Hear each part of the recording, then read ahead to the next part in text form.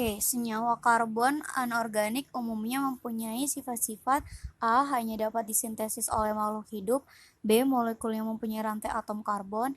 C. Mudah rusak oleh pemanasan pada suhu tinggi. D. Titik didih dan titik leburnya relatif rendah. E. Mudah larut dalam pelarut polar. Nah, pertama-tama kita harus tahu dulu ya, senyawa karbon anorganik itu gimana sih ciri-cirinya atau sifatnya gitu. Nah, ciri-ciri senyawa karbon anorganik itu ada beberapa. Salah satunya itu adalah dia itu termasuk senyawa yang paling tahan panas karena dia senyawa yang cukup relatif stabil. Kemudian itu dia terdiri dari ikatan ionik, biasanya terdiri dari ikatan ionik. Kemudian dia juga merupakan konduktor, ya kan? Kemudian dia itu adalah larut dalam pelarut polar.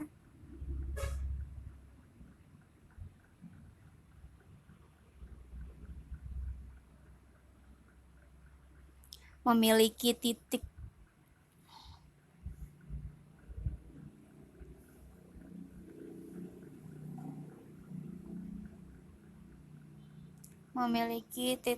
cair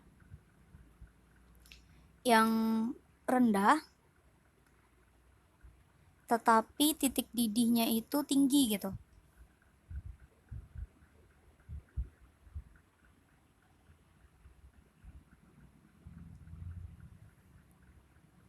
Kemudian pada umumnya reaksinya itu berlangsung cepat gitu.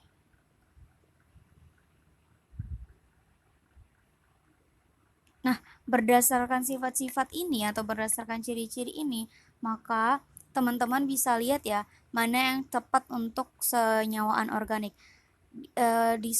Kalau hanya dapat disintesis oleh makhluk hidup, ini cenderung ke senyawa organik ya, karena senyawa organik itu biasanya berasal dari makhluk hidup gitu. Kalau dikatakan disintesis berarti itu kayak proses pemerolehannya gitu. Nah, molekulnya mempunyai rantai karbon atom gitu, atom karbon, mudah rusak oleh pemanasan pada suhu tinggi. Kemudian ini biasanya termasuk ke dalam senyawa organik.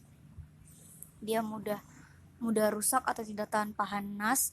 Kemudian titik didih dan titik leburnya relatif rendah.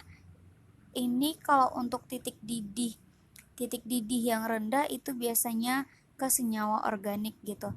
Nah, jadi di antara semuanya yang paling tepat adalah yang E ya teman-teman. Mudah larut dalam pelarut polar. Nih, larut dalam pelarut polar. Soalnya kalau senyawa organik, karbon organik gitu, dia nggak larut dalam senyawa polar gitu. Karena dia larut dalam senyawa non polar. Oke, sekian.